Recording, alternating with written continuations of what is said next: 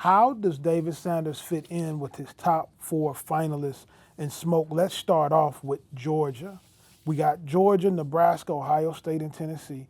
Let's first look at what is the fit like with the Georgia Bulldogs. Well, Bow Wow Bulldogs. When you talk about fit, you talk about Coach Searles, offensive line coach. This is his 3rd year there. Now, he's put 4 first-rounders in the last 2 years, 7 since 2020. So right now, what you're saying is, this is where you want to go when you want to be developed and become a first-round offensive lineman.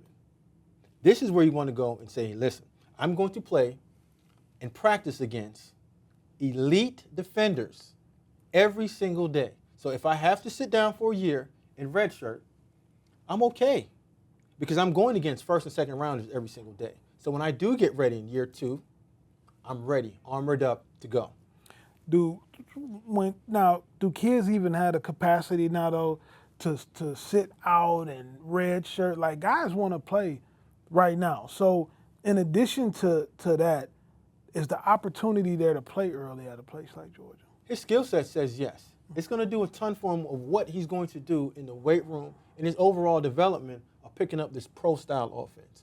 And that's another reason why the fit, if you're thinking about NFL, Coach Bowo's running an NFL system, NFL terminology, blitz pickup, pass protection, understanding the run game.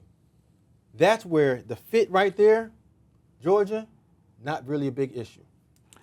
All right, well, let's stay in the SEC here. All right, well, they used to be the SECs. I don't know how they got them all broke up. It's hard to keep up with them. Just SEC.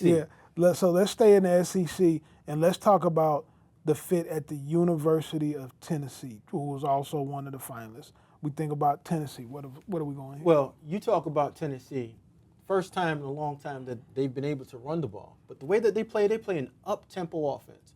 His skill set says he can play it. You just saw him second, third level, run down the field, and we know Tennessee likes to play within 5 to 8 seconds of the ball being placed, not the clock, the ball being placed. So when you're there and you're a young guy and you say, you know what, I have to get developed in my strength and I have to really worry about anchoring in pass pro, the way that they play, most of the time, those defensive linemen, they're out of gas. So for him early, yes, he can play because the system says you are ready to play. Other than the system before at Georgia where you're sitting there and you're going to have to dig defensive linemen out. You're going to have to make blitz pickups. You're going to have to anchor against heavy-handed, 3 techniques that's running that TE stunt, or defensive ends that's saying, hey, you know what? He's only 280 pounds. My number one thing that I'm going to do against him is speed to power and try to walk him into the quarterback's lap. Glenn Ellerbe, one of the really good offensive line coaches in the country at the University of Tennessee. Do they run the ball enough at Tennessee, or do they have the style run game for a guy to be a first-round pick on the offensive line? Yeah, they run. So when you think about Tennessee, everyone says tempo, tempo, tempo. But they do run the ball. They run the ball at a high level, just not in the same facet as Georgia of running power, gap schemes, duo blocks, and trying to knock guys off of the ball. So I sat down with some NFL scouts earlier today, and they raved about this program. And we've talked about them a lot on our show. Ohio State, loaded with NFL talent all over the place. What would his fit be like at the Ohio State University? Call. Like I said before, it's not how he fits, it's how the program fits him. He can fit anywhere. Coach Fry coming over, this is his second season there. Understanding they had 8 draft picks since 2020. Both of their their tackles in the last couple of years, they're both starters. One starts in Cleveland, and Paris started in Arizona. So you are going to get development. And again, when you go to a program that has high-level and elite talent with depth, it does not matter if you play year 1 because you're going to go against elite players every day in practice to develop yourself. And now you're going to the Big Ten. Now you're going to the Big Ten in Ohio State. You are going to have to play against a different type of player.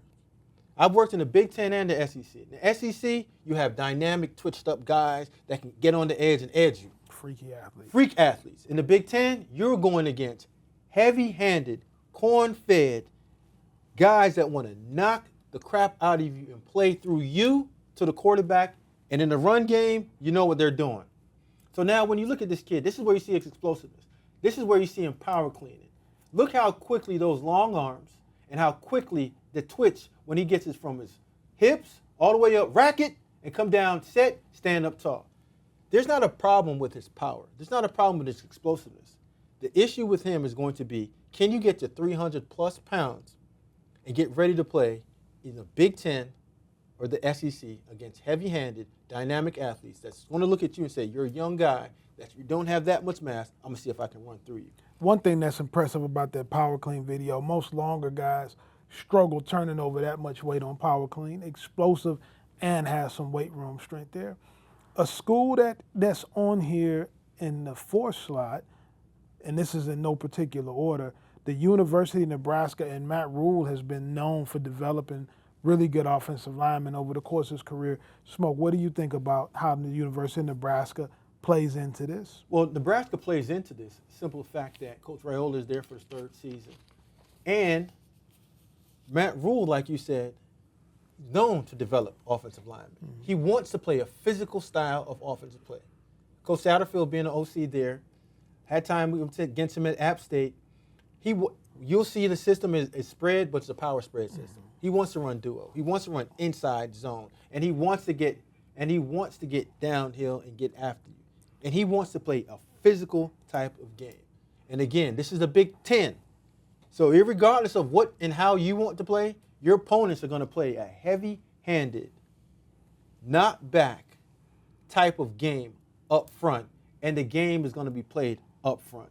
And Sanders will be a good fit. You talked about his ability in the run game, playing duo, doing a lot of split zone stuff. And they run some really great gap scheme stuff with Coach Satterfield at Nebraska. I think that it's going to be very interesting to see what this young man does and the decision he makes on Saturday. But here's the thing, even when he makes that decision, when you look at all four of those schools have different expectations. At Georgia, you're afforded to sit down a year and get developed. Tennessee, it ramps up a little bit because you got to get on the football field because he's going to ask for $1 million plus in NIL. When you talk about Ohio State, you can take that year, red shirt, because they have players in front of you that can play. Nebraska, today, right now, you got to go and play. You know, the thing is, when you're talking about a player of this magnitude, NIL is definitely going to play a factor. Along with it, you mentioned $1 million, Smoke. That's a heavy, heavy price for a guy that you saying might need to develop for a year. I'll be interested to see what he does on Saturday during his commitment. This is going to be a big one on our 24/7 Sports Network. We're excited. We're excited to have that commitment here on Saturday.